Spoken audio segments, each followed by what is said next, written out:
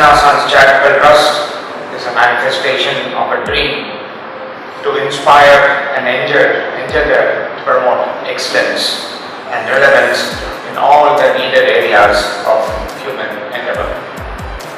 And first contract got was an endowment contract to lay a road between Coimbatore and Metupalayam, the famous concrete road we had. American population is a bit stagnated population. European, Australian population is declining population. Chinese population is aging population, but it is only India's population which is a young population. March 20.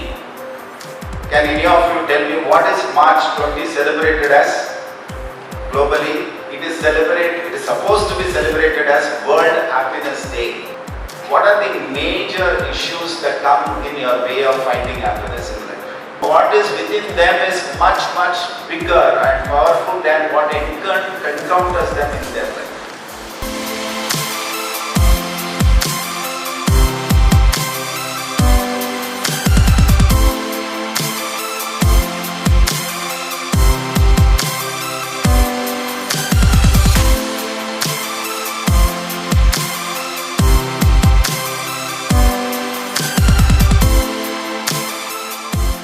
Prof.P.R.Ramaswami, my uncle, was the second amongst the four illustrious brothers, Sri Chinnaswamy Naidu, R. Doraiswamy Naidu, and R. Venkateswara Naidu of the SNR family. Our grandfather, Sri S.N. Rangasamy Naidu, was an ardent devotee of Sri Ramakrishna Paramahamsa and who believed that attaining the feet of God was only possible by serving mankind.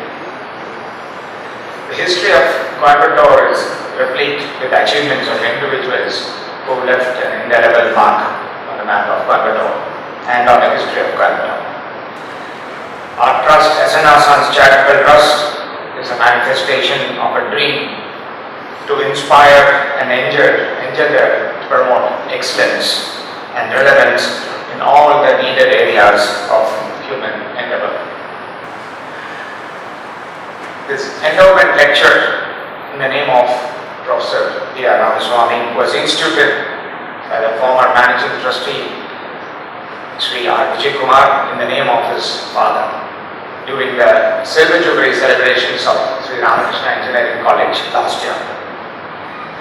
Professor P.R.R., as is fondly called, was the founder managing trustee of SNR Sons Charitable Trust. He was a man of exemplary vision and has done yeoman service to the society. He did his BE in construction engineering in the United Kingdom, and when he came back after the World War, he was stuck there for 4 or 5 years because of the World War, and then when he finally came back to India, he started a company called the All-Round Construction Company in 1944, and first contract he got was an endowment contract to lay a road between Coimbatore and Metupalayam, the famous concrete road we had, which was about 40 kilometers. He was so sincere and meticulous in his work, and the road was only relayed in 2007 after almost 6 decades. That was the quality of work. His former students at Endowment College of Technology fondly remember him as a very soft-spoken professor with a British accent, though it's very strong disciplinarian too. He never missed an opportunity to lend a helping hand to the needy and the needy students especially. With the explosion of technology as we see all around, we might miss out on the personal connect. In this era, we call the digital era, consisting of people who are digital natives and digital migrants. It is vital to have a good personal contact. The improvement of quality of life should be the focus for everyone. We are happy we have chosen Sri Manoharan today as a speaker here today. And amongst this fast-moving digital world, with the advent of technology, man is in constant pursuit of happiness, which I think keeps on evolving. How one could achieve true happiness and contentment in this digital complex world is what we're going to listen from our Chief Guest here, T.N.Manoharan. I'm sure he'll enlighten us all with his great words of wisdom. Once again, thank you all for being here today. In the global scenario of 760 billion population, India's population is 130 billion. 130 crores, 1.3 billion out of 7.6 billion global population. And if you analyze the demographic composition of the world broadly, American population is a bit stagnated population. European, Australian population is declining population. Chinese population is aging population, but it is only India's population which is a young population.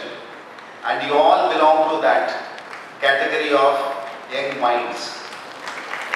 And nalla kati katla. Because you are clapping for yourself.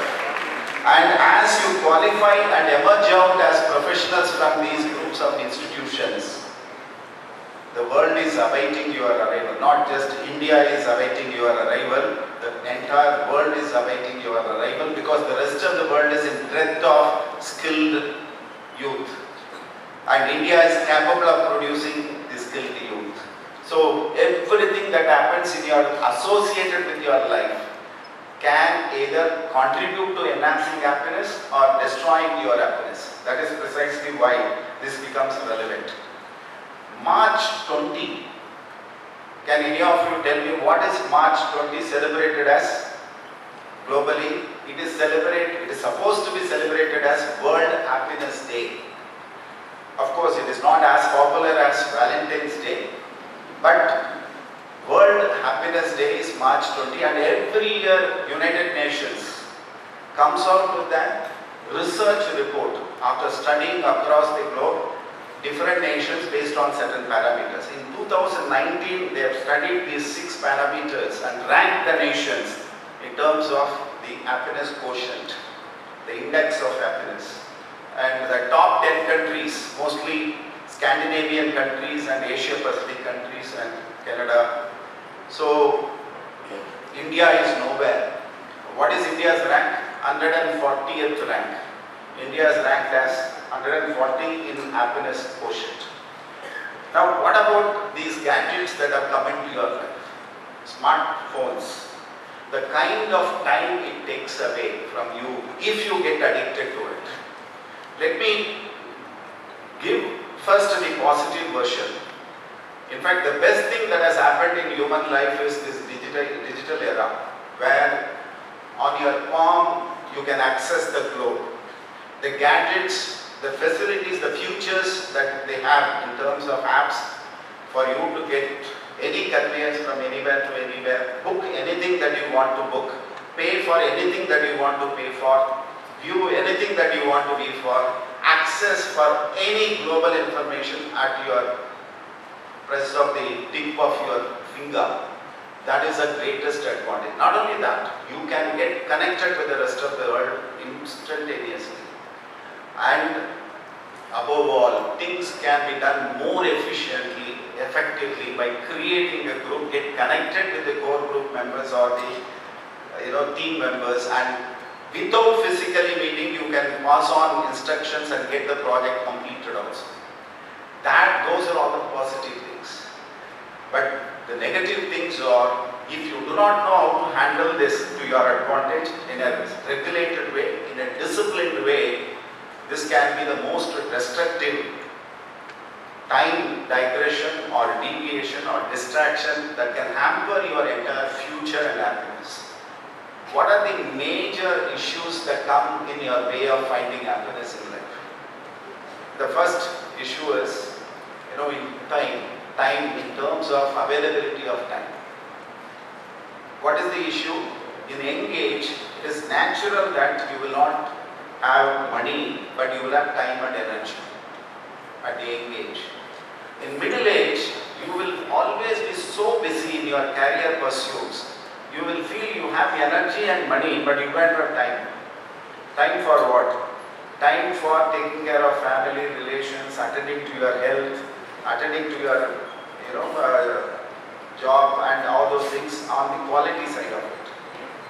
Then when elderly age comes, it is natural that you will have time, you will have money, you will not have energy. These things are the normal way in which human life appears to be. So the second issue is ability to handle adverse situations. So that it actually people who are happy always, irrespective of the challenges that face them, they are happy not because everything is alright in their life. They are happy because their attitude and approach to everything in life is right always. They know that challenges are given to only those who have the ability to handle them. They also know what is within them is much, much bigger and powerful than what encounters them in their life. And therefore they are not worried. They don't feel challenged. And when they give their best, they put their heart and soul, all the challenges, the so-called problems, difficulties get dissolved or find solutions themselves or evaporate. So that ability to handle, we will have to nurture and inculcate. And the last problem which I want to highlight is many people who are comfortably placed in life do not find themselves happy because by comparing with others, they lose their happiness. They overvalue what others